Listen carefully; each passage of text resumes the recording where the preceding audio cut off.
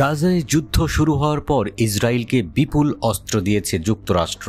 আর এই অস্ত্র দিয়েই 2023 সালের 7 অক্টোবর থেকে গাজায় হামলা চালিয়ে যাচ্ছে ইসরায়েলি বাহিনী।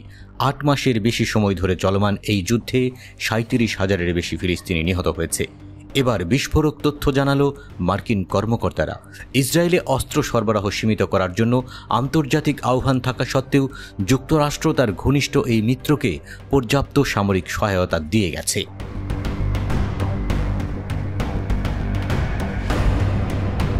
ইসরায়েলকে দেয়া যুক্তরাষ্ট্রের অস্ত্রের মধ্যে রয়েছে 10,000-এর বেশি অত্যন্ত বিধ্বংসী 2,000 পাউন্ডের বোমা এবং হাজার হাজার হেলফায়ার মিসাইল। নাম প্রকাশে অনিচ্ছুক 2 জন মার্কিন কর্মকর্তা অস্ত্র চালানের হালনাগাদ তালিকা সম্পর্কে এই তথ্য জানিয়েছেন।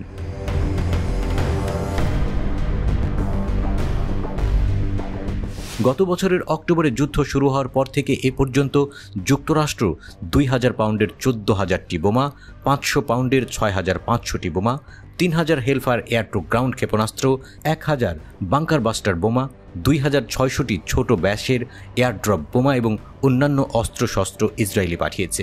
এই অস্ত্র সরবরাহ ইসরায়েলের যা প্রয়োজন তার সঙ্গে সামঞ্জস্যপূর্ণ বলে মনে হচ্ছে।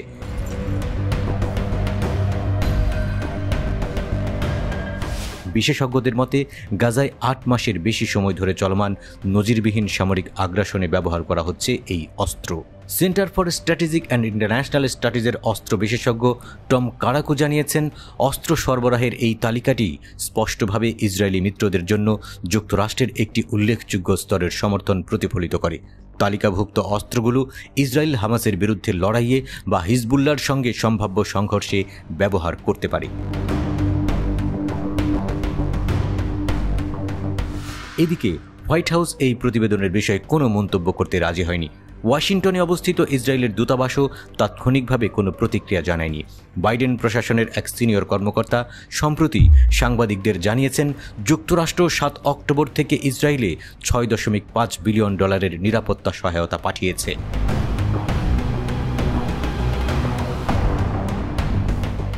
এদিকে যুক্তরাষ্ট্র প্যাট্রিয়ট ক্ষেপণাস্ত্রের জন্য লকহিড মার্টিনের সাথে $4.5 বিলিয়ন মূল্যের একটি বড় চুক্তি স্বাক্ষর করেছে। তারা সামরিক বাহিনীর জন্য 870টি ক্ষেপণাস্ত্র তৈরি করবে। এই ক্ষেপণাস্ত্রগুলো যুক্তরাষ্ট্রের মিত্র ইউক্রেনের আত্মরক্ষার কাজে ব্যবহার করা হতে পারে।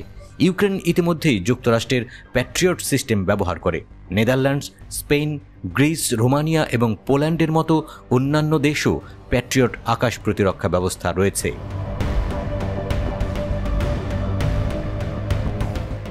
আরটির প্রতিবেদনে বলা হয়েছে, রাশিয়া ইউক্রেনের কিছু প্যাট্রিয়ট সিস্টেম আক্রমণ করে ধ্বংস করেছে। ইউক্রেনের প্রেসিডেন্ট ভলোদিমির জেলেনস্কি রাশিয়ার বিরুদ্ধে লড়াই করার জন্য আরও প্যাট্রিয়ট চেয়েছিলেন। রাশিয়া জানিয়ে দিয়েছে, কিন্তু যুক্তরাষ্ট্র এবং অন্যদের অস্ত্র মস্কোকে থামাতে পারবে না। রাশিয়া মনে করে যুক্তরাষ্ট্রই যুদ্ধকে দীর্ঘস্থায়ী করে, কারণ ইউক্রেন, ইসরায়েল এবং তাইওয়ানের কাছে অস্ত্র বিক্রি করে মার্কিন প্রতিরক্ষা শিল্প প্রচুর অর্থ উপার্জন করছে।